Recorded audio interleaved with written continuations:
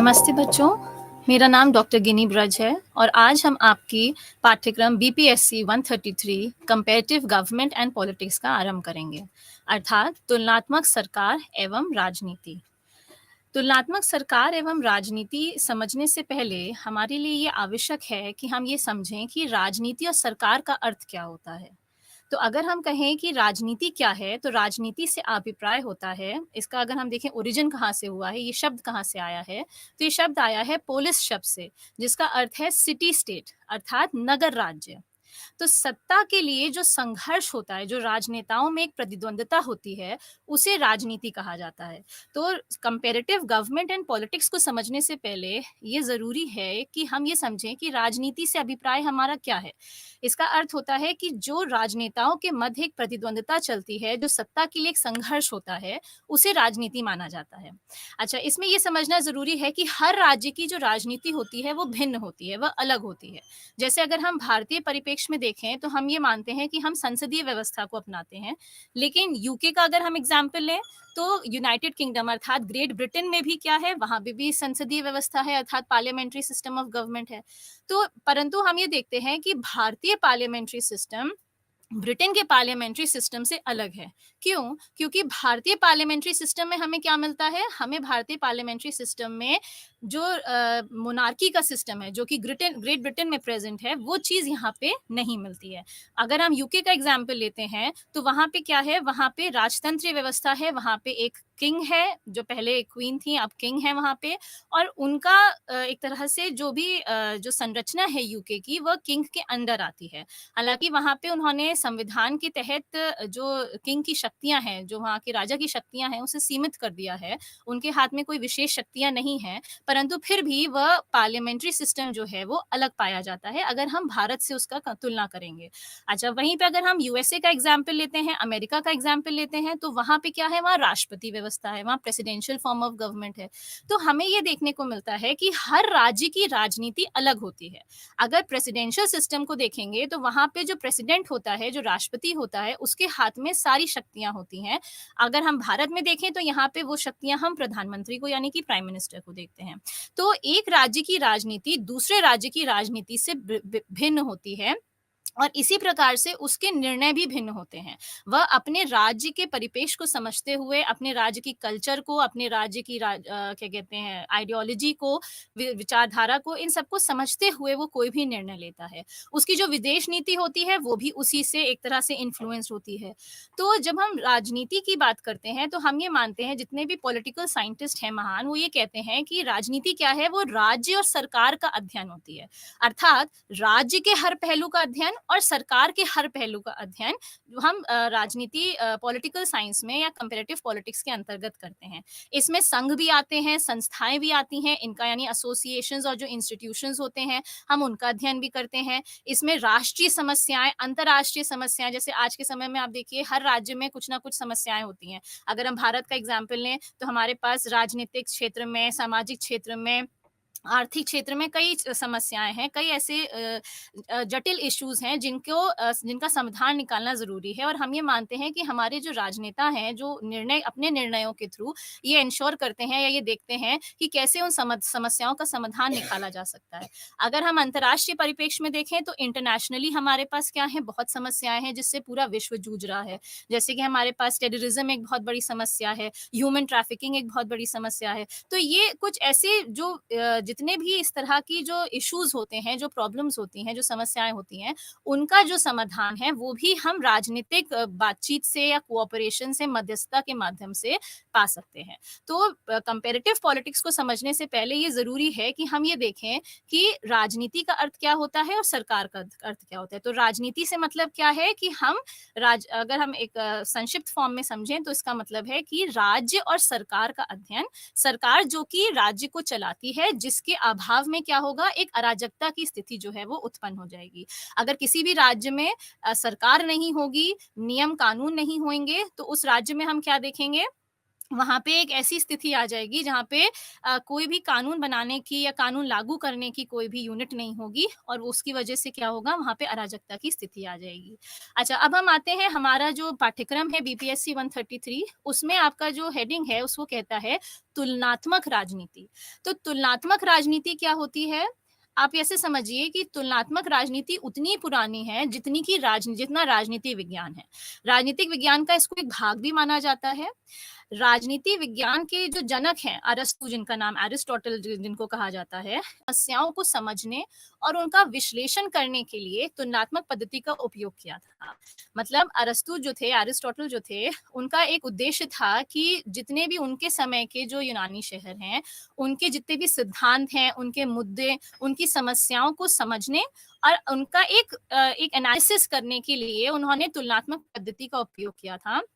उन्होंने प्राप्त ज्ञान का उपयोग राजनीति के अपने सिद्धांतों के निर्माण के लिए किया था, ताकि जैसे ऐसा होता है जब भी हम पॉलिटिकल साइंस में या किसी भी सोशल साइंस के सब्जेक्ट में जब हम रिसर्च लाते हैं, तो हमारा अनुसंधान लाते हैं, तो हमारा उद्देश्य क्या होता है कि हमारा उद्देश्य ये होता है कि हम कैसे उन समस्याओं का एक उनमें एक ऐसा सोल्यूशन निकाल सकें उनका, ताकि जिससे हमारी समाज को उससे फायदा मिले, एक इम्पैक्ट हम उसमें ला सकें। तो उन्होंने, अरस्तु ने क्या किया था, उन्होंने प्राप्त ज्ञान का उपयोग राजनीति के अपने सिद्धांतों के निर्माण के लिए किया। अरस्तु के बाद कई राजनीतिक विचारक आए जिन्होंने राजनीति के बारे में अपने विचारों और निष्कर्षों का विश्लेषण और प्रस्तुत करने के लिए तुलनात्मक पद्धति का ही उपयोग करना शुरू किया। इस प्रकार ये वैध रूप से देखा जा सकता है कि तुलनात्मक पद्धति राजनीति में कौन लेके आया, वो अरस्तु लेके आए।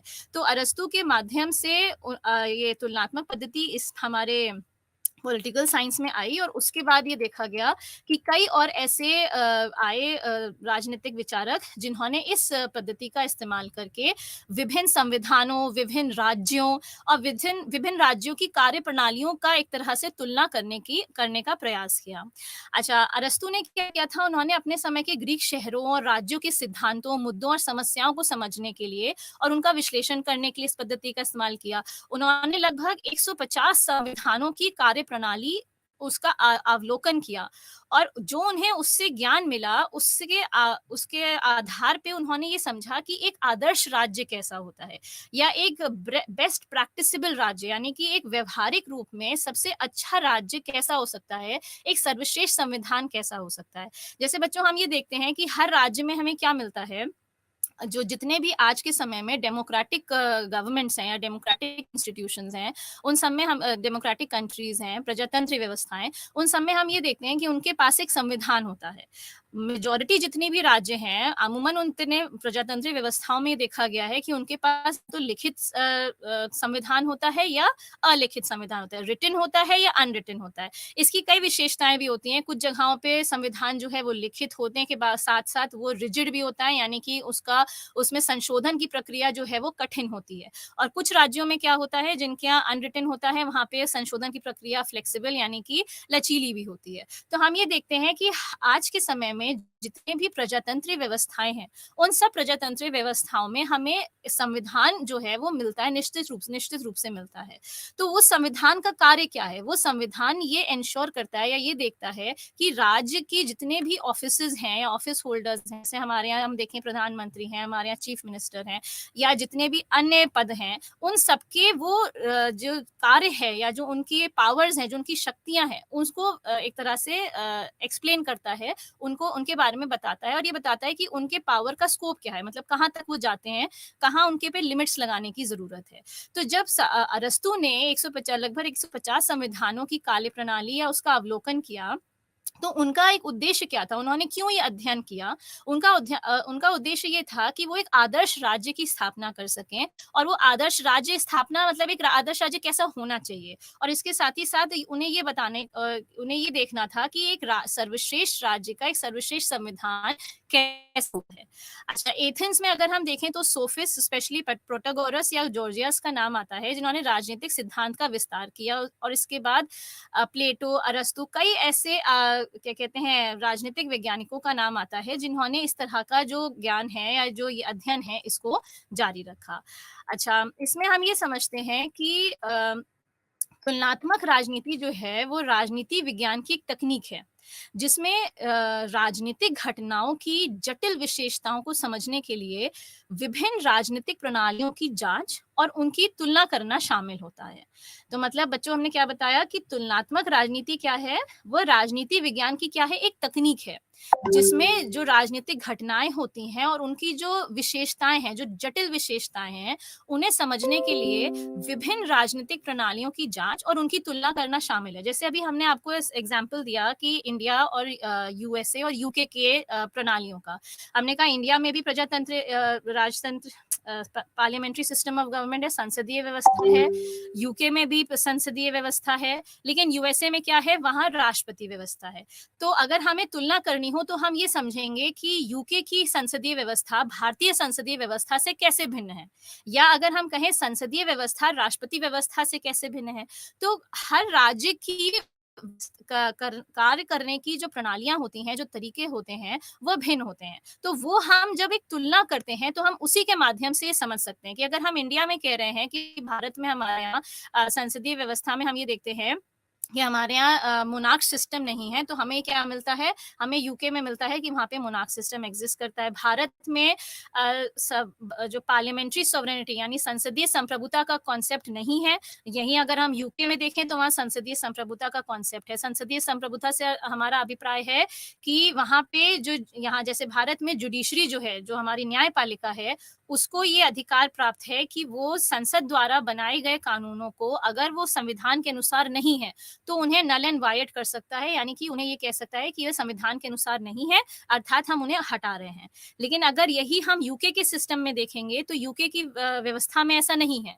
ग्रेट ब्रिटेन में ये व्यवस्था है कि वहां पे जो संसद है वही कानून का निर्माण करता है, वही कानून में संशोधन करता है, और वही कानून को अगर हटाना है तो वही कानून को हटाएगा। तो इस टर्म को क्या कहते हैं, इस शक्ति को क्या कहते हैं? संसदीय संप्रभुता अर्थात पार्लियामेंट्री सॉवरेनिटी। तो इस तरह से हमने क्या किया? हमने तुलना करी कि भारतीय संसदीय व्यवस्था यूके की संसदीय व्यवस्था से कैसे भिन्न है। तो जब हम scientific research, social scientific research अर्थात सामाजिक वैज्ञानिक अनुसंधान पढ़ते हैं तो उसके अंतर्गत हमारा यही उद्देश्य होता है कि हम ये समझें कि दो राज्य कैसे काम कर रहे हैं राजनीतिक परिप्रेक्ष्य में, दो राज्यों की जो एक स्ट्रक्चर है, वर्किंग सिस्टम है, वो कैसा है, और ये सब हम कैसे पता कर सकते हैं? ये सब हम तुलना करके ही पता कर सकते हैं।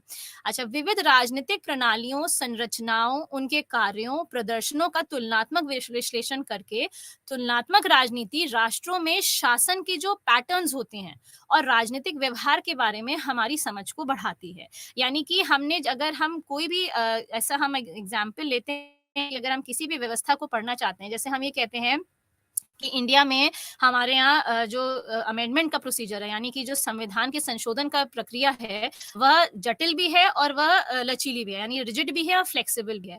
तो अब अगर हमें ये समझना है तो इसके लिए हमारे पास इसका एक कंपैरिजन होना चाहिए, जहाँ पे हम ये देखें कि उनके यहाँ जो संशोधन की प्रक्रिया है अन्य राज्यों में वो कैसी है, वह जटिल है या वह फ्लेक्सिबल है। तो ये क्या है? जो हमारी राजनीतिक प्रणालियां हैं, जो हमारी संरचनाएं हैं और उनके जो कार्य करने के तरीके हैं, इन सब में हम एक विश्लेषण जो है वो पा सकते हैं। और वो विश्लेषण हम क्यों करते हैं? वो विश्लेषण हम इसलिए करते हैं ताकि हमारा जो राजनीतिक व्यवहार के बारे में जो हमारी समझ है, जो क्यों कोई निर्णय लिया गया, किस एनवायरनमेंट में लिया गया, क्या उसके पीछे के उद्देश्य थे, इन सबको हमारी समझने, यानी कि राजनीतिक व्यवहार को समझने के बारे में हमारी जो समझ है उसे हम बढ़ा सकें।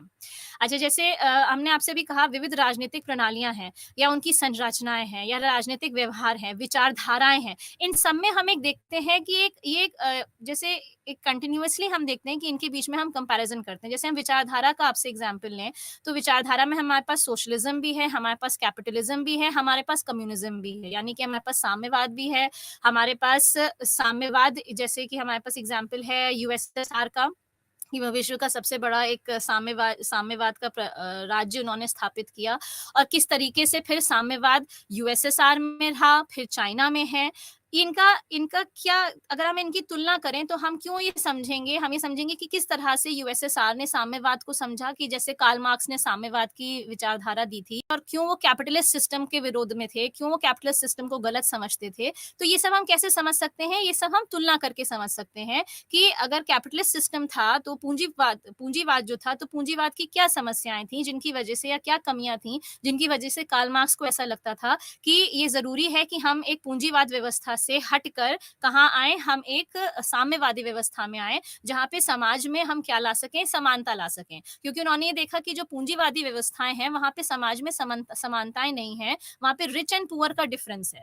वो ये कहते थे कि कैपिटलिस्ट सिस्टम जो है, वो क्या करता है, वो सिर्फ़ अपने बारे में सोचते हैं, जो कैपिटलिस्ट यानी जो पूंजीवाद होते हैं, पूंजीपति होते हैं, वो सिर्फ़ अपने बारे में सोचते हैं, वो जनता के बारे में या लोगों के बारे में नहीं सोचते हैं, वो समाज के बारे में नहीं सोचते हैं। तो इस कॉन्सेप्ट पे उन्होंने साम्यवाद की संरचना की। उन्होंने कहा साम्यवाद आना चाहिए, कम्युनिज्म आना चाहिए। कम्युनिज्म क्या लाएगा, वह समाज में समानता लेके आएगा, वह ये इंश्योर करेगा कि जो रिच और पुअर का जो डिफरेंस है वो समय के साथ खत्म हो जाए। और जैसे वो ये कहते थे कि जो राज्य है वो क्या है, वो इंस्ट्रूमेंट ऑफ एक्सप्लॉयटेशन है। उनका ये मानना था कि राज्य जो है वह इन पूंजीवादियों का समर्थन करता है। राज्य से हमारा तात्पर्य है सरकार। तो वो ये कहते थे कि जो सरकार है, यानी कि जो राज्य है, वो इन पूंजीवादियों का समर्थन करती है और वह इनको सपोर्ट करती है। तो वहीं उन्होंने ये कहा कि जो साम्यवादी व्यवस्था आएगी, उसमें इन राज्य जैसी व्यवस्थाओं की ज़रूरत ही नहीं पड़ेगी। उनका ये कहना था कि सिर्फ़ केंद्र में एक साम्यवादी सरकार होएगी और वह समाज में समानता लेके आएगी, उसी का ये कार्य होगा। तो ये जो हम, जैसे हम ये विचारधाराएँ पढ़ते हैं, इन विचारधाराओं को समझने के लिए हमारे पास ये ज़रूरी है कि हमारे पास कहीं कोई तुलना हो, कि हम ये समझें कि अगर एक विचारधारा अच्छी है, तो वो दूसरी विचारधारा को अगर गलत बता रही है, तो उसका तात्पर्य मतलब उसके ग्राउंड्स क्या हैं, वो क्यों ऐसा कह रही है। तो ये सारे जो पॉइंट्स हैं, ये हम पढ़ते हैं तुलनात्मक पद्धति के अंतर्गत। अच्छा, तुलनात्मक पद्धति में एक चीज़ ये समझिए कि किसी सिद्धांत को विकसित करने, परिकल्पना का परीक्षण करने और विश्वसनीय सामान्यीकरण तैयार करने के आधार के रूप में समानताओं और अंतरों का एक अध्ययन करना शामिल है। यानी कि अगर हम आपको एक सिंपल शब्दों में इसको समझाएँ, तो इसका मतलब ये है कि जो कंपैरेटिव मेथड होता है, या जो तुलनात्मक पद्धति होती है, इसमें हम सिमिलैरिटीज़ और डिफरेंसेस दोनों चीज़ों का अध्ययन करते हैं। और हमारा मतलब समानताएँ और जो अंतर हैं, वो हम दोनों चीज़ें इसमें अध्ययन करते हैं। और हम दोनों का अध्ययन क्यों करते हैं? ताकि हम एक थ्योरी डेवलप कर सकें। थ्योरी क्यों? ताकि मतलब जैसे कि हमारा आधार क्या हो, कि हम एक एक सामान्यीकरण को तैयार कर सकें, जिसको जिसको आधार बना के आगे की जो स्टडीज़ हैं, वो की जा सकें। तो कंपैरेटिव मेथड यानी तुलनात्मक पद्धति को हम इसलिए उपयोग करते हैं जनरली, क्योंकि हम इसकी जो डिफरेंट चीज़ें जो हम पढ़ रहे हैं, जो हम डिफरेंट कॉन्सेप्ट्स पढ़ रहे हैं, उनके मध्य हम समानताएँ और अंतरों को पढ़ पाएँ।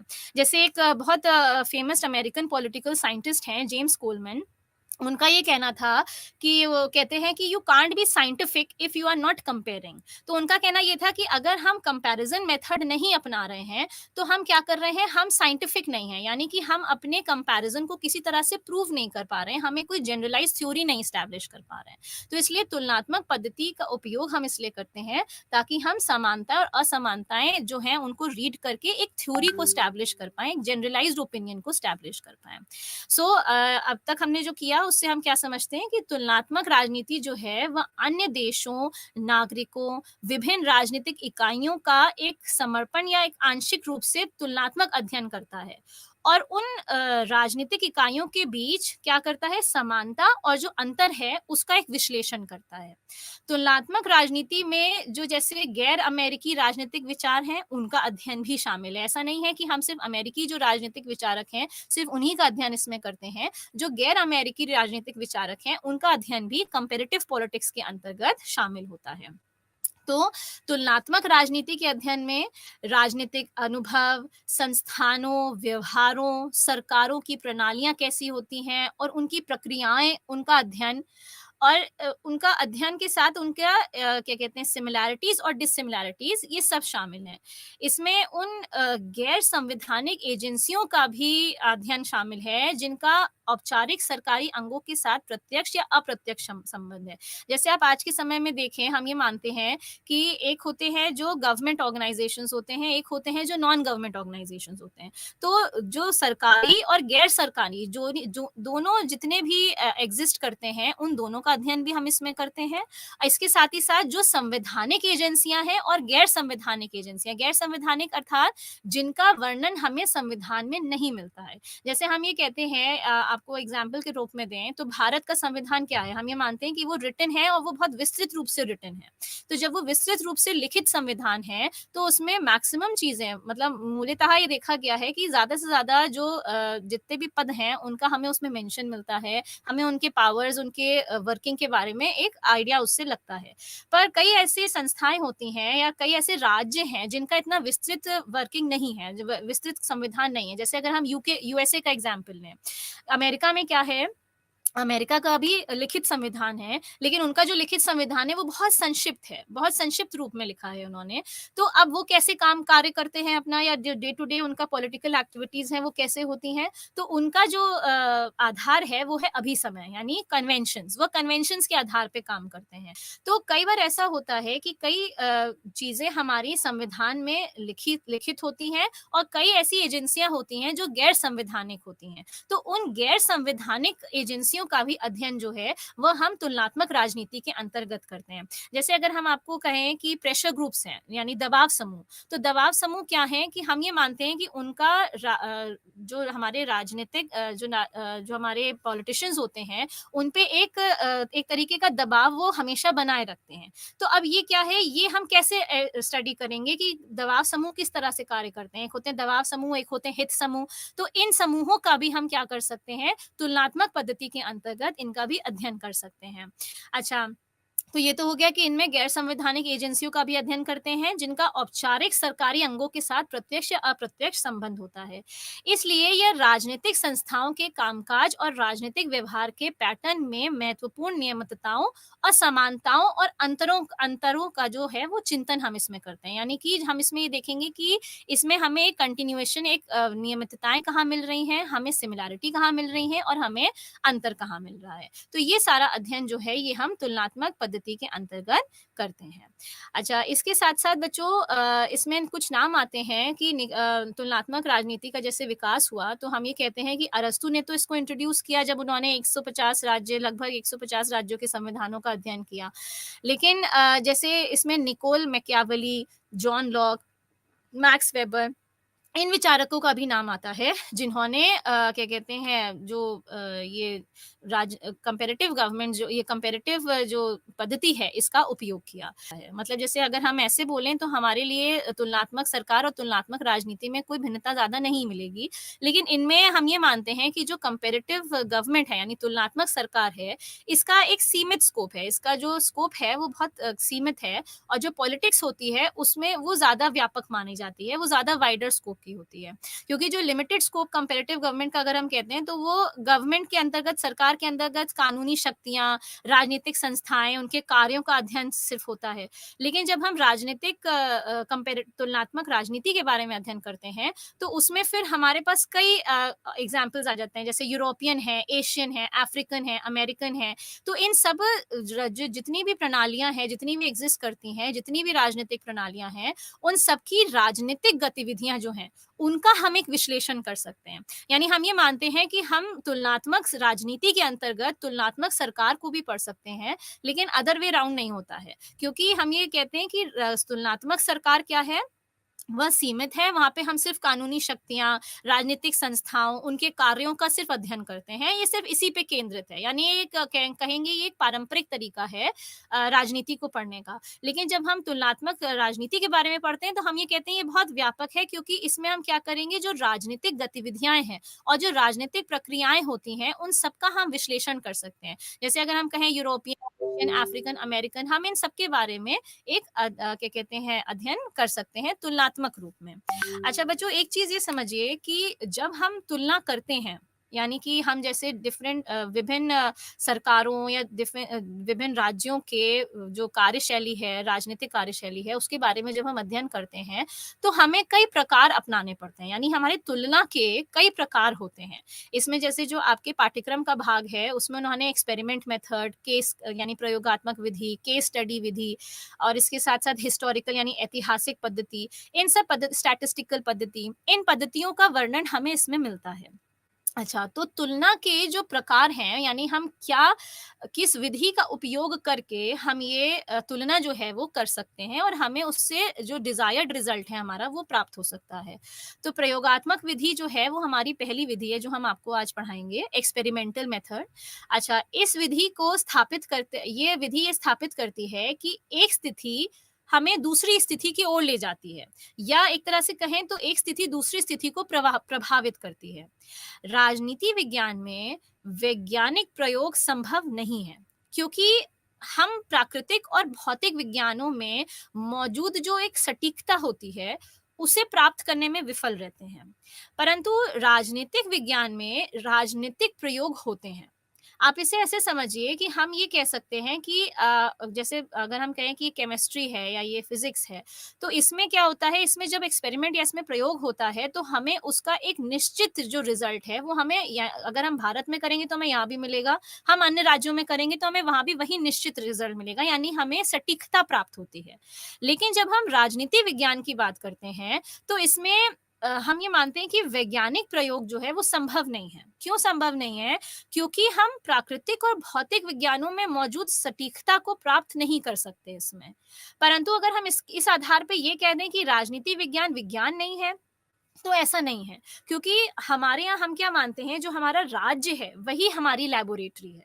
हम ये मानते हैं कि उस राज्य में जो भी निर्णय लिए जा रहे हैं राजनेता जो निर्णय ले रहे हैं जो कार्य कर रहे हैं किस तरीके से हमारी राजनीतिक गतिविधियां हो रही हैं वही हमारे लिए एक एक्सपेरिमेंट है तो राजनीति विज्ञान में राजनीतिक प्रयोग होते हैं ठीक है इसमें हम ये नहीं कहेंगे कि हम इसमें क्या नाम है राजनीति विज्ञान में प्रयोग संभव नहीं है प्रयोग संभव है लेकिन जैसे कि प्राकृतिक और भौतिक विज्ञानों में जो सटीकता होती है वो पाने में हम विफल रहे हैं अच्छा जैसे सरकार द्वारा पारित हर नया कानून देश द्वारा अपनाई गई हर नई नीति और देश में जो हर राजनीतिक परिवर्तन होता है उसे हम ये मानते हैं कि वो अपने आप में एक प्रयोग है आप इसे ऐसे समझिए कि जैसे कि प्रयोगात्मक पद्धति का उद्देश्य यह स्थापित करना होता है कि एक स्थिति दूसरी स्थिति की ओर कैसे ले जाती है उसे कैसे प्रभावित कर रही है कि जैसे कि आप इसे ऐसे समझिए कि उदाहरण के लिए यदि कोई ये अध्ययन करना या समझना चाहता है कि बड़े समूह में जो बच्चे हैं जैसे ये एग्जाम्पल आपके पाठ्यक्रम का भाग है उसमें कहा गया है कि जैसे बड़े समूह में बच्चों की अंग्रेजी में संवाद करने की क्षमता अलग अलग क्यों होती है तो इस क्षमता को प्रभावित करने वाले कई कारण हो सकते हैं जैसे सामाजिक हो सकता है सामाजिक पृष्ठभूमि हो सकती है भाषा में निपुणता आदि तो हम ये देखते हैं कि कुछ बच्चे हैं वो अंग्रेजी में बहुत अच्छे से बोल लेते हैं या वो अंग्रेजी में उनका जो वार्तालाप है वो बहुत सरलता से हो जाता है वहीं कुछ बच्चे क्या हैं वो उससे उसे कठिन मानते हैं या वो उतने सरलता से उसमें वार्तालाप नहीं कर पाते हैं उसमें संवाद नहीं कर पाते हैं तो ऐसी स्थिति में अब हम अगर हमें स्थिति में अगर हमें तुलना करनी है तो हम कैसे ये समझेंगे कि क्यों कुछ बच्चे बोल पाते हैं और क्यों कुछ बच्चे नहीं बोल पाते हैं तो उसको हम क्या कर सकते हैं हम ये समझ सकते हैं कि उनको प्रभावित करने वाले कारण क्या हैं तो ये समझने के लिए हमारे पास कई ग्राउंड्स हो सकते हैं ये रीड करने के लिए कि क्यों कुछ बच्चे अंग्रेजी बोलने में सक्षम है और क्यों कुछ बच्चे सक्षम नहीं है तो जब हम राजनीति विज्ञान की बात करते हैं तो यहाँ पे हमें क्या मिलता है यहाँ पे हम किस तरह से एक्सपेरिमेंट ला सकते हैं कि हम ये मानते हैं जैसे सरकार द्वारा पारित किया गया हर कानून जो देश में सरकार कानून लाती हैं या जैसे जैसे सरकारें बदलती हैं वो किस तरह से नई नीतियां लाती हैं तो वो जो जितनी भी नीतियां हैं उनका जो अध्ययन अगर हम करेंगे तो वो क्या है वही एक एक्सपेरिमेंट है राजनीतिक विज्ञान में तो देश में जो भी राजनीतिक परिवर्तन हो रहे हैं अब जैसे अगर हम आपको एग्जाम्पल दें अफगानिस्तान है तो अफगानिस्तान में अब क्या हुआ तालिबान आ गया पहले क्या था वहां पे एक सिविलियन गवर्नमेंट की एक कोशिश थी एक पहल थी कि हाँ यूएसए का इंटरवेंशन था तो वहां पे एक गवर्नमेंट का स्थापना थी लेकिन अब क्या हो गया वहां पे तालिबान आ गया तो ये क्या है ये एक बड़ा राजनीतिक परिवर्तन है वहां पे कि वहां पे एक सिविलियन गवर्नमेंट जो है जो उसको हटा दिया गया है और वहां पे क्या कर दिया उन्होंने एक क्या कहते हैं तालिबान ने अपना शासन स्थापित कर दिया है तो ये जितने भी प्रयोग हैं, या जैसे कि आपके पास एग्ज़ाम्पल्स हैं, अगर हम भारत को लें, तो हमारे पास जो हमारी गवर्नमेंट जो कानून बनाती है, जैसे आपके पास जीएसटी आया, हमारा डिमोनेटाइज़ेशन हुआ, तो ये सब क्या है, ये सारे ये प्रयोग के अंतर्गत आते हैं। तो हम ये नहीं कह सकते हैं कि राजनीतिक विज्ञान में हम क्या कहते हैं, किसी भी तरीके का प्रयोग नहीं कर सकते हैं। राजनीतिक विज्ञान में भी प्रयोग संभव है। ये ऑब्जर्वेशन के थ्रू होता है, ये एक्सपेरिमेंटेशन के थ्रू होता है, इसको हम वेरीफाई भी कर सकते हैं, यानी कि हम इसको सत्यापित भी कर सकते हैं। पर हाँ, इसमें जो भौतिक विज्ञान की, या जैसे जो सॉरी जो हाँ, भौतिक विज्ञान की जो सटीकता है, वो हम प्राप्त नहीं कर पाते हैं। तो एक तरीका तो हो गया आपका प्रयोगात्मक विधि। अच्छा, दूसरी विधि जो है यहाँ पे, वो जो दूसरा विधि यहाँ पे जिसका वर्णन आपके पाठ्यक्रम में किया गया है, वो है case study method. Case study को हिंदी में केस स्टडी कहते हैं। जैसे कि हमें नाम से पता चलता है, केस स्टडी किसी एक मामले के गहन अध्ययन पर केंद्रित होती है। हालाँकि ये कहा गया है कि यह विधि स्वयं अपने में पूरी तरह से तुलनात्मक नहीं है। यह एकल मामले पर डेटा प्रदान करती है, जो सामान्य टिप्पणियों का आधार बन सकती है। इन अवलोकनों का उपयोग सामान्य सटीकीकरण प्रस्तुत करने के लिए अन्य मामलों के साथ तुलना करने में किया जा सकता है। यानी कि हम इसे ऐसे कहेंगे कि जो केस स्टडी है, उसे हम तुलनात्मक तरीके से उसका अध्ययन नहीं कर सकते हैं। तुलनात्मक तरीके से एक संपूर्ण रूप से तुलना में नहीं उपयोग किया जा सकता है। लेकिन अगर हम एकल मामले का गहन अध्ययन करेंगे या उस पे ध्यान केंद्रित करते हैं, तो हम उसे अन्य मामलों से क्या कर सकते हैं, जो कि उसी तरीके के हों, उनसे एक तुलना बिठा सकते हैं। यह एकल मामले पर डेटा प्रदान करता है, जो समान टिप्पणियों का आधार बन सकती है। तो हम क्या करें, जैसे अगर हम किसी एक कंट्री को पढ़ रहे हैं, जैसे कि हम आपको एग्जांपल दें स्विट्ज़रलैंड का, तो हम ये कहते हैं कि स्विट्ज़रलैंड में क्या है, स्विट्ज़रलैंड की एक विशेषता है कि वहाँ पे डायरेक्ट डेमोक्रेसी पाई जाती है, यानी प्रत्यक्ष प्रजातंत्रीय व्यवस्था जो है, वो हमें स्विट्ज़रलैंड में देखने को मिलती है। तो यानी अगर हम उसको केस स्टडी करें, तो हम कैसे पाएँगे, हमें ये मिलेगा कि स्विट्ज़रलैंड में डायरेक्ट डेमोक्रेसी के जो टूल्स होते हैं, यानी कि जो रेफरेंडम होता है, यानी प्लेबिसेट, यहाँ पे रिकॉल है, इनिशिएटिव है, पहल जिसे कहते हैं, या जनमत संग्रह, तो ये सब क्या है, ये सब वहाँ पे मिलते हैं। तो हमारी केस स्टडी क्या हो जाएगी, स्विट्जरलैंड की हो जाएगी, और हम ये कहेंगे कि हम इस पे हम अपना डेटा कलेक्ट कर सकते हैं, और फिर अन्य राज्य जहाँ पे प्रजातंत्र व्यवस्था है, या जहाँ पे जो वो डायरेक्ट डेमोक्रेसी लाना चाह रहे हैं, तो हम क्या कर सकते हैं, उनके साथ इसकी एक तुलना कर सकते हैं कि हाँ, स्विट्जरलैंड में इस तरीके की प्रजातंत्र व्यवस्था स्थापित की गई है, जो कि जहाँ पे टूल्स ऑफ डायरेक्ट डेमोक्रेसी जो हैं वो उपयोग में लाए जाते हैं, और हम उसका किससे कंपैरिजन कर सकते हैं, तुलना कर सकते हैं उन राज्यों से जहाँ पे डेमोक्रेसी उनको लानी है, या उन्हें इन टूल्स का अपनाना है।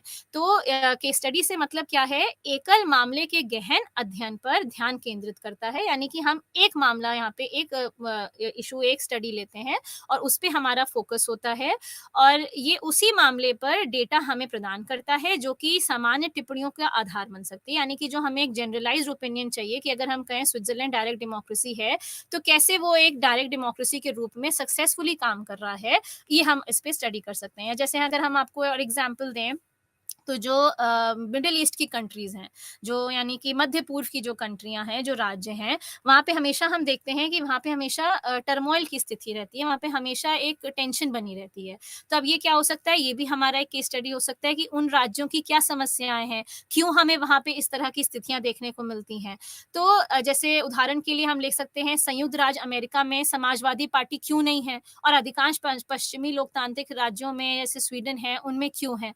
तो केस स्टडी में हम एक राज्य या कुछ राज्यों को, या जैसे उनमें हमें कोई समानता मिल रही है, तो हम उनका अध्ययन करते हैं, और फिर हम उनका एक तरह से अन्य मामलों में जो कि हमें उसी के जैसे सिमिलर लगते हों, उनके साथ हम उनकी तुलना कर सकते हैं। तो केस स्टडी मामला क्या है, केस स्टडी मेथड क्या है, ये एकल मामले का गहन अध्ययन करता है और उसी पे ध्यान केंद्रित करता है।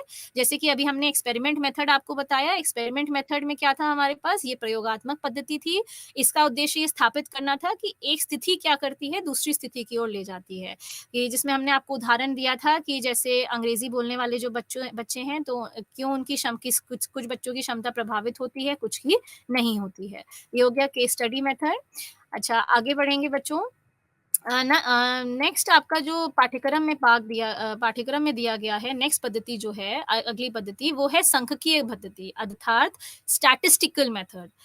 अच्छा, स्टैटिस्टिकल मेथड से जैसे कि आप नाम से समझ सकते हैं, इसमें डेटा जो है या जो टेबल्स हैं या जो ग्राफ्स हैं, इनका जो अध्ययन इनके माध्यम से अध्ययन को स्थापित किया जाता है या इनके माध्यम से हमें रिज़ल्ट जो है वो मिलता है। इसमें एक चीज़ ये समझनी ज़रूरी है बच्चों कि जब हम कभी डेटा का उपयोग करते हैं, तो डेटा अकेला सफिशिएंट नहीं होता है या डेटा अकेले में पूर्ण नहीं होता है।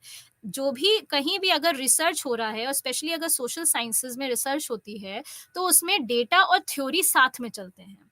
अगर हम खाली डेटा को पढ़ेंगे, तो अगर वो थ्योरी के द्वारा सपोर्ट में नहीं है या थ्योरी उसके बारे में नहीं लिखी गई है या समझी गई है या पढ़ी गई है, तो उस स्थिति में उस डेटा का कोई महत्व नहीं है। और अगर हम खाली थ्योरी देते हैं और उसके साथ डेटा नहीं अटैच्ड है, तो अगेन उस थ्योरी का या उस सिद्धांत का भी कोई ज़्यादा महत्व नहीं होता है। तो आज के समय में जब रिसर्च होती है या जब हम अनुसंधान करते हैं, तो उसमें हमारी एक कोशिश होती है कि हम किस तरीके से डेटा और थ्योरी यानी कि जो हमारी स्टैट्स हैं वो और सिद्धांत जो थ्योरी है वो दोनों जो हैं वो साथ में चले। सो data and theory they go together. अच्छा, जैसे स्टैटिस्टिकल मेथड की हम बात करें तो यह विधि हमने पहला पढ़ा एक्सपेरिमेंट मेथड प्रयोगात्मक पद्धति, दूसरा हमने पढ़ा केस स्टडी यानी कि जो एक एकल इशू को पढ़ती है, एकल मुद्दे को पढ़ती है, एकल राज्य या एकल व्यवस्था को पढ़ती है। तीसरा आता है सांख्यिकीय पद्धति अर्थात स्टैटिस्टिकल मेथड।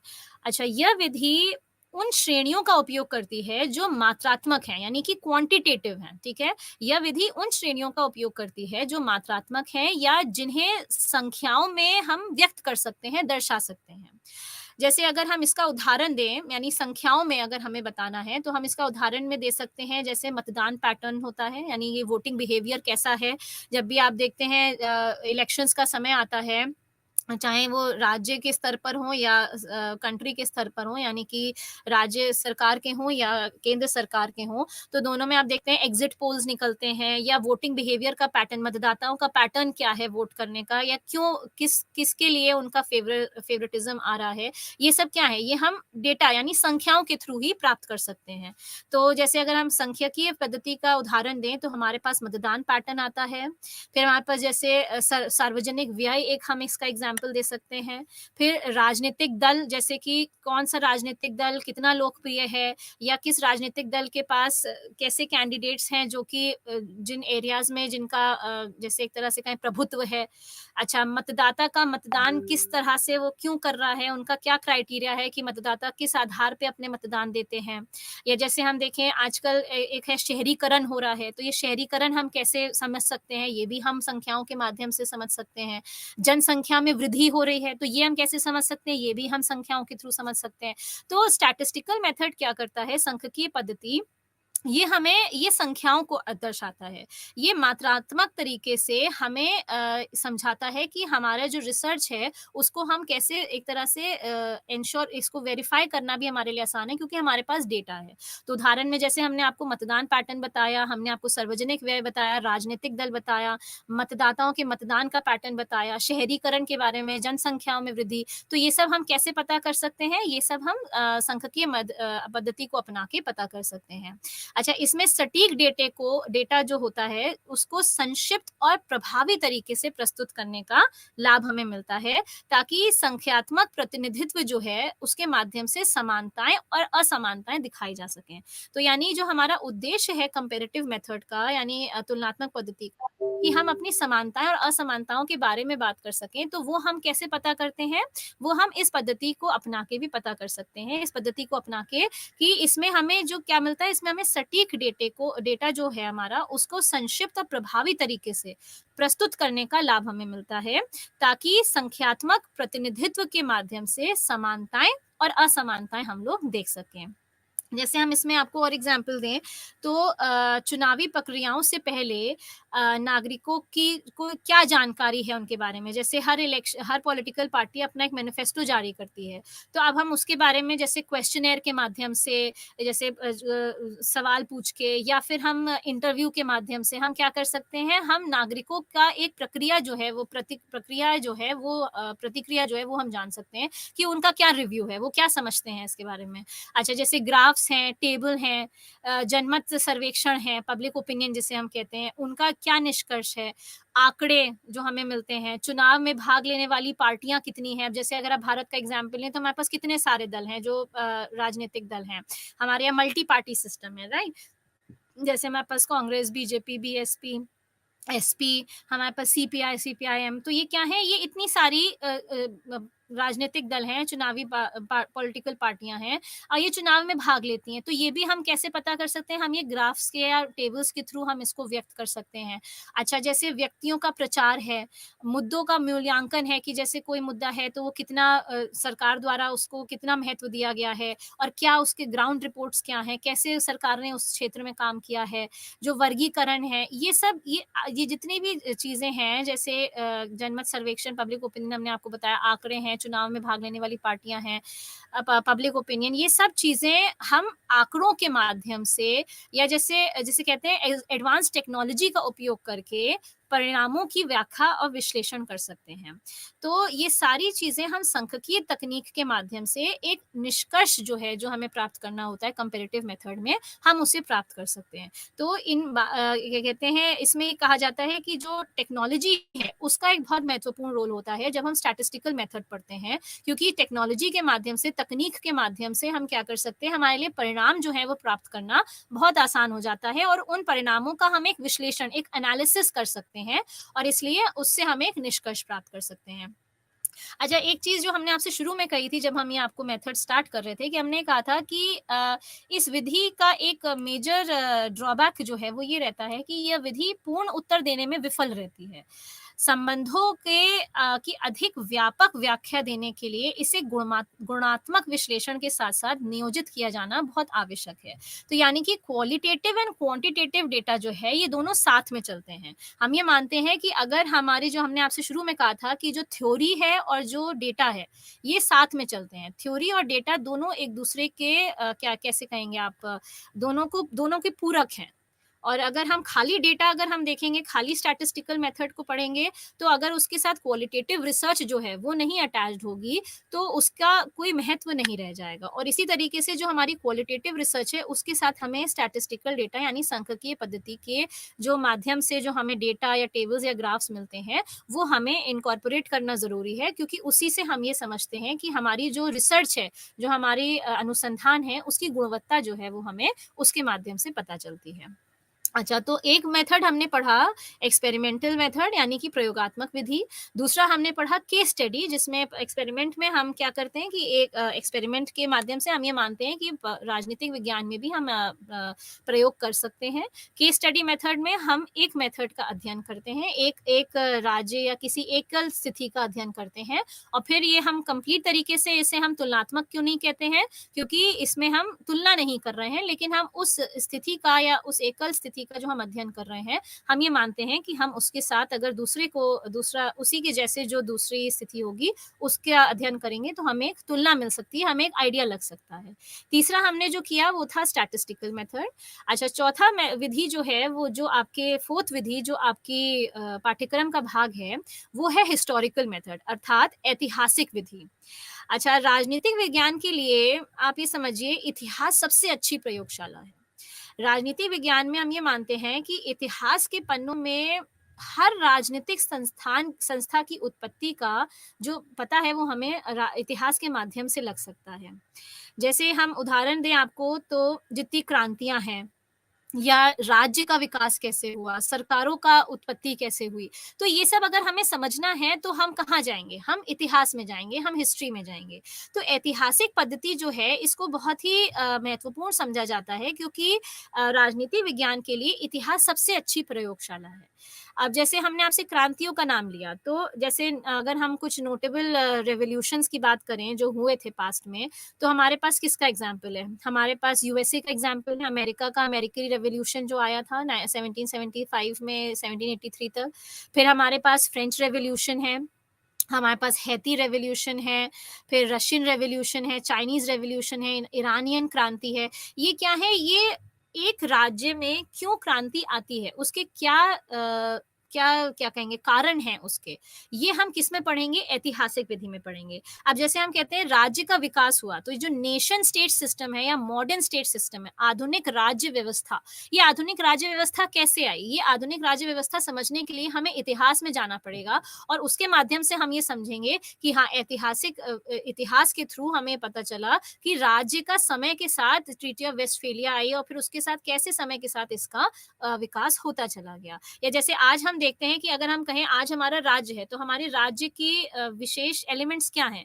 कि हम ये मानते हैं कि हर राज्य, जितने भी आज के समय के जो राज्य हैं, उनके 4 मुख्य एलिमेंट्स हैं, पॉपुलेशन, गवर्नमेंट, सॉवरेनिटी और टेरिटरी। यानी कि उनकी जनसंख्या, उनका एक क्षेत्र जो टेरिटरी है उनकी, उनकी सरकार यानी कि जो उनको चलाती है, उस राज्य को चलाती है, और संप्रभुता यानी सॉवरेनिटी। तो ये क्या है? ये 4 एलिमेंट्स हैं। तो हम इस स्थिति तक कैसे आए? कैसे हमने ये समझा कि हमारे राज्य जो है वो इस तरह से जो जिन राज्यों के पास ये 4 एलिमेंट्स होंगे, उन्हीं को हम राज्य का दर्जा देंगे। तो ये हमें कैसे समझ में आया? ये हमें ऐसे समझ में आया जब हमने इतिहास में इसका अध्ययन किया। पास्ट में कई ऐसे थिंकर्स हैं जैसे हॉब्स हैं, लॉक है, रूसो हैं, ये कुछ नाम ऐसे हैं जिन्होंने राज्य के विकास के बारे में समझाया और बताया। उसमें उन्होंने ये कहा कि जैसे हॉब्स का अगर हम नाम लें तो उनका ये कहना था या उन्होंने कॉन्सेप्ट दिया था सोशल कॉन्ट्रैक्ट थ्योरी, कि राज्य जो है वो एक कॉन्ट्रैक्ट के थ्रू अस्तित्व में आया। कुछ थ्योरीज हैं जो कहती हैं कि इसका डिवाइन ओरिजिन हुआ, यानी कि इसको भगवान ने इसको निर्मित किया। राज्य अस्तित्व में कैसे आया? भगवान द्वारा आया। और फिर एक राजा है जिसके पास सारी शक्तियां हैं, जो कि भगवान का ही प्रतिनिधि है, और उसका कार्य है कि वो राज्य को चलाए और जनता जो है वो राजा के विरुद्ध नहीं जा सकती। फिर एक थ्योरी आती है, एक सिद्धांत है जिसमें कहते हैं एवोल्यूशनरी थ्योरी, यानी कि राज्य जो है वो विकास के थ्रू अस्तित्व में आया। तो राज्य अस्तित्व में आने से पहले कैसा था, ये हम किस पद्धति के माध्यम से पढ़ सकते हैं? ऐतिहासिक पद्धति से पढ़ सकते हैं, क्योंकि हिस्टोरिकल मेथड के माध्यम से हमें ये पता चलेगा कि राज्य का विकास कैसे हुआ और किस तरह से आज जैसे हम उसे देखते हैं कि हमारे पास 4 बेसिक एलिमेंट्स हैं, जो अभी हमने आपको बताया, territory, government, population and sovereignty. तो हम इस स्थिति तक कैसे आए, ये हम हिस्टोरिकल मेथड से ही पढ़ सकते हैं। तो ऐतिहासिक विधि जो है, ऐतिहासिक पद्धति को अन्य पद्धतियों से अलग किया जा सकता है। एरिक वुल्फ एक राजनीतिक विचारक हैं। उन्होंने इस बात पर जोर दिया है कि कोई भी अध्ययन जो समाजों और मानवीय कार्यों के कारणों को समझना चाहता है, वह केवल समस्याओं का तकनीकी समाधान नहीं खोज सकता है। तो आवश्यकता उस विश्लेषणात्मक इतिहास का सहारा लेने की है जो अतीत में वर्तमान के कारणों की खोज करे। तो हम अपने इतिहास को हम छोड़ नहीं सकते हैं। आप इसे ऐसे समझिए जैसे कि विश्व में यूनिवर्सल ऑर्गेनाइजेशन अगर हम कहें तो 2 रहे हैं। एक है अभी जैसे आज के समय पे हमारे पास है जो सार्वभौमिक संगठन है, वो है यूनाइटेड नेशंस यानी कि संयुक्त राष्ट्र। तो यूनाइटेड नेशंस जो है उससे पहले एक क्या था? लीग ऑफ नेशंस था, जो कि प्रथम विश्व युद्ध के बाद स्थापित किया गया था। और यूनाइटेड नेशंस कब आया है? वो द्वितीय विश्व युद्ध के बाद आया है। तो प्रथम विश्व युद्ध के बाद जब लीग ऑफ नेशंस की स्थापना हुई तो उसका मुख्य उद्देश्य क्या था? उसका मुख्य उद्देश्य, जिनमें मतलब प्राइम जो उद्देश्य थे उसके, उसमें सबसे पहला तो ये था कि विश्व में दूसरा युद्ध नहीं होना चाहिए, यानी दूसरा विश्व युद्ध नहीं होना चाहिए। और उसके साथ ही साथ जो वर्ल्ड है उसमें पीस और सिक्योरिटी यानी कि शांति एवं सुरक्षा जो है उसकी स्थापना की जाए। अच्छा, देखा क्या गया ओवर द इयर्स, जब सेकेंड वर्ल्ड वॉर हो गया तो यानी कि लीग ऑफ नेशंस जो उसकी ओरिजिनल जो उसका प्रिंसिपल था या जो ओरिजिनल उसका ऑब्जेक्टिव था, उद्देश्य था, वो उसे पूर्ण नहीं कर पाया। तो हमने क्या देखा? यूनाइटेड नेशंस स्टैब्लिश हुआ, लीग ऑफ नेशंस को हटना पड़ा। अब वो बंद कर दिया गया। जब यूनाइटेड नेशंस आया तो उसने अपने इतिहास से क्या लिया? लेसन लिया। उसका इतिहास यानी लीग ऑफ नेशन से उसने क्या लिए? अपनी इतिहास को देखते हुए उसने उससे लेसन लिए और उसने देखा कि क्या कमियां थी लीग ऑफ नेशंस में, जिसकी वजह से वो सफल नहीं हो पाया एक सार्वभौमिक संगठन के रूप में। और वो गलतियां यूनाइटेड नेशंस ना करे, ये उसका एक प्राइम ऑब्जेक्टिव था, ये उसकी प्रथम कोशिश थी। अब जैसे अगर हम आपको इसमें बताएं तो जैसे लीग ऑफ नेशंस में अमेरिका जो था वो उसके स्थापना में उसका फाउंडिंग मेंबर था, लेकिन उसके पास सदस्यता नहीं थी। यानी लीग ऑफ नेशंस का अमेरिका सदस्य नहीं था, उसके पास एक प्रॉब्लम थी, उसको कहा जाता है the problem of empty chair, तो यानी खाली कुर्सी की समस्या। तो जब यूनाइटेड नेशंस बना तो उसने ये समझा कि ये बहुत ज़रूरी है कि जो ग्रेट पावर कोलैबोरेशन है, यानी कि जिस समय 1945 में जब यूएन बना, तो उस समय के जो प्रमुख राज्य हैं, यानी कि जो शक्तिशाली राज्य हैं, उनका साथ में आना किसी भी संगठन के लिए, सार्वभौमिक संगठन के लिए आवश्यक होगा। ये लेसन उसे कहाँ से मिला? लीग ऑफ नेशन से मिला। अच्छा, इसके साथ ही साथ उसने ये देखा कि अब ये जो बड़े राज्य हैं, ये क्यों जुड़े रहेंगे? जितने भी आप देखते हैं आज के समय में जो परमानेंट 5 मेंबर्स हैं यूनाइटेड नेशंस में, ये क्यों जुड़ेंगे यूनाइटेड नेशंस जैसी संस्था से? इनको क्या एडवांटेज मिलेगा? तो इनको इनको अपने साथ जोड़े रखने के लिए यूनाइटेड नेशंस ने क्या दिया? उनको एक स्थायी सीट दी, यानी परमानेंट सीट दी, और इसके साथ-साथ वीटो की जो पावर है वो दी। तो यूनाइटेड नेशंस लर्न्ड इट्स, कहाँ से उन्होंने अपने लेसन्स लिए? उन्होंने अपने लेसन्स लिए अपने इतिहास से, यानी कि लीग ऑफ नेशंस से, कि क्यों किन आधारों पे लीग ऑफ नेशंस एक सफल वैश्विक संगठन नहीं बन पाया, और उसी के आधार पे उसने कहा कि यूनाइटेड नेशंस जो है उसे वो कैसे सफल बना सकता है। तो ऐतिहासिक पद्धति को अन्य पद्धतियों से हम अलग कर सकते हैं, और इसी बात पे एरिक वुल्फ, जो अभी हमने आपको बताया, वो यही कहते हैं कि वो इस बात पे जोर देते हैं कि कोई भी अध्ययन जो समाजों और मानवीय कार्यों के कारणों को समझना चाहता है, वह केवल समस्याओं और तकनीकी समाधान नहीं खोज सकता। आवश्यकता क्या है? उस विश्लेषणात्मक इतिहास का सहारा लेने की जो अतीत में वर्तमान के कारणों की खोज करे। ऐसे विश्लेषणात्मक इतिहास किसी एक संस्कृति या राष्ट्र या क्षेत्र या यहाँ तक कि किसी एक समय में एक महाद्वीप के अध्ययन से विकसित नहीं किया जा सकता, बल्कि मानव आबादी और संस्कृतियों के बीच जो संपर्क हैं, और जो उनके मध्य जो अंतर क्रियाएं हैं या जो अंतर संबंध हैं, उनके अध्ययन से हम विकसित कर सकते हैं। हम क्या देखते हैं कि उन सब समाजों में हमें विभिन्न तरीके की अंतर क्रियाएं, इंटरैक्शंस मिलते हैं, और जब हम उन इंटरैक्शंस का या उन जो बातचीत है या जो उनके बीच में जो इंटरैक्शंस हैं, उनका जब हम अध्ययन करते हैं, तो उसके माध्यम से हम उन समाजों को समझ पाते हैं, उन सभ्यताओं को समझ पाते हैं, या उनके कल्चर के बारे में हम जानकारी पा पाते हैं। तो इसलिए उनका अध्ययन करने के लिए हमें ऐतिहासिक पद्धति का इस्तेमाल करना पड़ेगा। अच्छा, जैसे थेडा स्कोपकॉल बताते हैं, ये अभी आपके पाठ्यक्रम के पाठ भाग में है, वो बताते हैं कि एक से अधिक मामले का उपयोग करने वाले तुलनात्मक ऐतिहासिक अध्ययन, मोटे तौर पर देखें तो ये 2 श्रेणियों में तुलनात्मक इतिहास और तुलनात्मक ऐतिहासिक विश्लेषण में आते हैं। यानी कि एक है जिसमें हम सिर्फ इतिहास को पढ़ रहे हैं, और एक है जिसमें हम विश्लेषण कर रहे हैं इतिहास का। तो यानी कि एक है तुलनात्मक इतिहास, और थेडा स्कोपकॉल के हिसाब से एक होता है तुलनात्मक इतिहास और दूसरा होता है तुलनात्मक ऐतिहासिक विश्लेषण, यानी कि जो हमारा एक कंपैरेटिव एनालिसिस है, उसको जो है उसका अध्ययन हम इसमें करते हैं।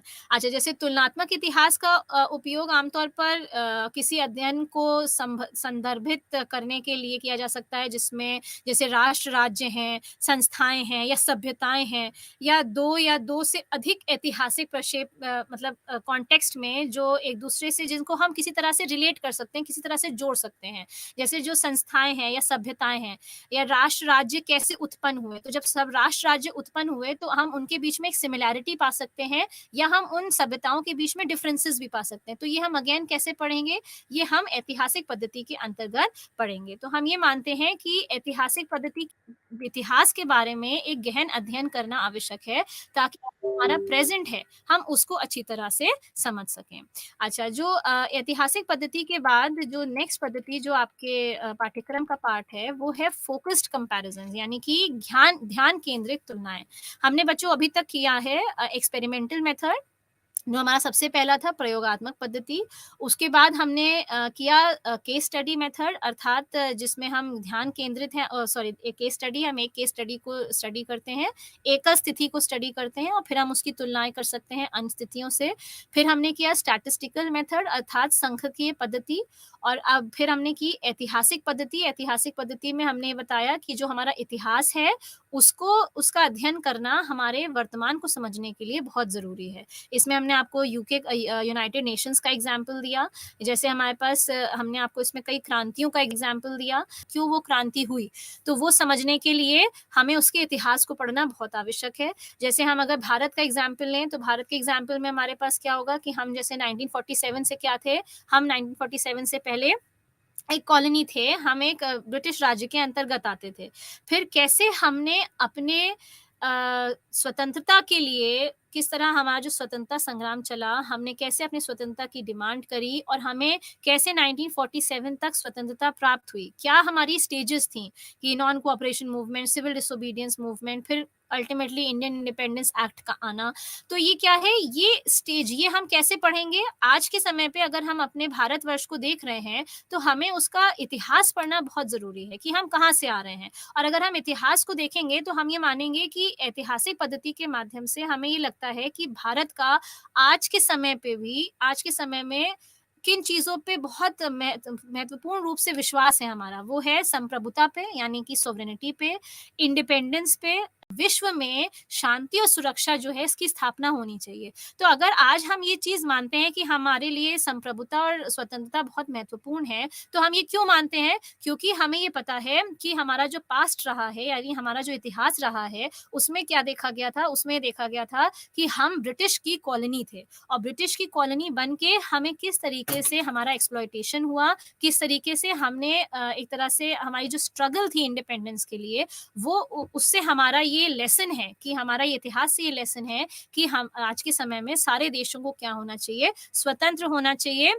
और प्रजातंत्रीय व्यवस्था, अब जैसे प्रजातंत्रीय व्यवस्था को अगर हम एग्जाम्पल में लें, तो हमारे पास पहले क्या था कि पहले जो राज्य थे, जहाँ पे मोनार्की सिस्टम था या जहाँ पे डिक्टेटरशिप, तानाशाही व्यवस्था थी, वहाँ पे क्या होता है, वहाँ पे जो नागरिक हैं या जो उनके अधिकार हैं, वो उन्हें नहीं मिलते हैं। और एक तरीके से जो पब्लिक ओपिनियन है, जनमत संग्रह, जनमत का जो व्यू होता है या जो पब्लिक का जो ओपिनियन होता है, उसको महत्व नहीं दिया जाता है। तो इससे हमें लेसन क्या मिला? इससे हमें लेसन मिला कि जो प्रजातंत्रीय व्यवस्था है, यानी जो डेमोक्रेटिक कंट्रीज हैं, वो सबसे अच्छी कंट्रीज होती हैं, यानी कि क्योंकि वहाँ पे जो नागरिक होते हैं उनको अधिकार मिलते हैं, उनका एक रिप्रेजेंटेशन होता है। तो इसलिए हम ये मानते हैं कि इतिहास से हमें क्या मिला है, हमारा लेसन मिला है। तो हमने आपको रेवोल्यूशंस का एग्जाम्पल दिया, हमने आपको एग्जाम्पल दिया यूनाइटेड नेशंस का, हमने आपको एग्जाम्पल दिया प्रजातंत्र व्यवस्था का, कि हम क्या करते हैं, अपने इतिहास से क्या लेते हैं, एक लेसन लेते हैं। और इसलिए ऐतिहासिक पद्धति का भी इस्तेमाल हम किस में कर सकते हैं, तुलनात्मक पद्धति में कर सकते हैं।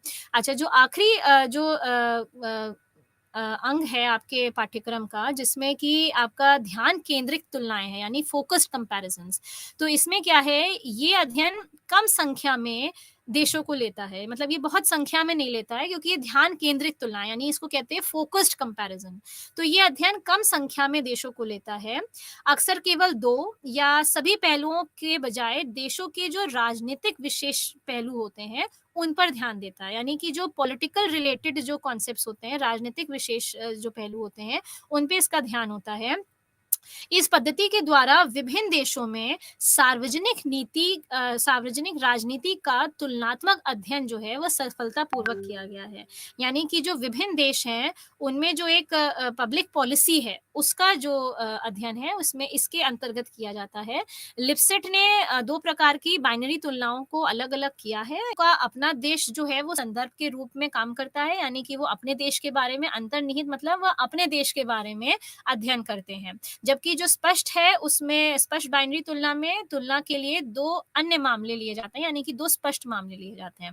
मतलब फोकस्ड कंपैरिजन को आप ऐसे समझिए कि इसमें जो अध्ययन किया जाता है, वह अध्ययन बेसिकली या तो वो अपने राज्य के बारे में करते हैं, ये लिप्सेट ने बताया है, या तो वो अपने राज्य में करेंगे तो अंतर्निहित बाइनरी तुलना हो जाएगी, या फिर वो क्या करते हैं, वह दो स्पष्ट मामले लेते हैं, उनके बीच में ये तुलना करते हैं। तो बच्चों, आज हमने क्या किया, हमने कंपैरेटिव मेथड का अध्ययन किया, जिसमें हमने आपको ये बताया कि तुलनात्मक पद्धति क्या होती है। इसमें हमने सबसे पहले आपसे जब स्टार्ट किया था, तो हमने आपको बताया था कि राजनीति क्या होती है। राजनीति के हमने आपको बताया था कि इसमें हम राज्य और सरकार के बारे में अध्ययन करते हैं। और इसके बाद हमने आपको तुलनात्मक पद्धति के बारे में बताया कि ये राजनीति विज्ञान की तरह ही बहुत पुरानी तरीका है तुलना का, और इसमें हम जो राज्य हैं या जो सरकारें हैं, उनकी प्रक्रियाएँ हैं, उनका काम करने का जो तरीका है, ये सारा हम इसमें तुलना करके इसका एक हमारे ऑब्जेक्ट है, जिसको हम एक हाइपोथेसिस की तरह टेस्ट भी कर सकते हैं, और इसमें हम एक जनरलाइज़ेशन जो एक ओपिनियन है, वो भी हम डिराइव कर सकते हैं। और फिर हमने आपको बताया कि कंपैरेटिव पॉलिटिक्स के अंतर्गत हम किन माध्यमों से जो तुलना है वो कर सकते हैं, जिसमें हमने आपको एक्सपेरिमेंट मेथड के बारे में बताया, केस स्टडी के बारे में बताया, फिर हमने आपको बताया सांख्यिकीय पद्धति के बारे में, ऐतिहासिक पद्धति, और लास्ट में हमने जो किया वो था ध्यान केंद्रित तुलनाएँ। तो इसी प्रकार आपका जो कंपैरेटिव मेथड है, उसके अंतर्गत हमारा ऑब्जेक्टिव क्या है, हमारा जो उद्देश्य है वो है कि किस प्रकार से हम विभिन्न राजनीतिक पहलुओं का एक तुलनात्मक अध्ययन कर सकते हैं। इसके साथ ही साथ बच्चों हम आज यहीं पे समाप्त करेंगे। अब नेक्स्ट सेशन में आपसे फिर मिलेंगे। नमस्ते बच्चों।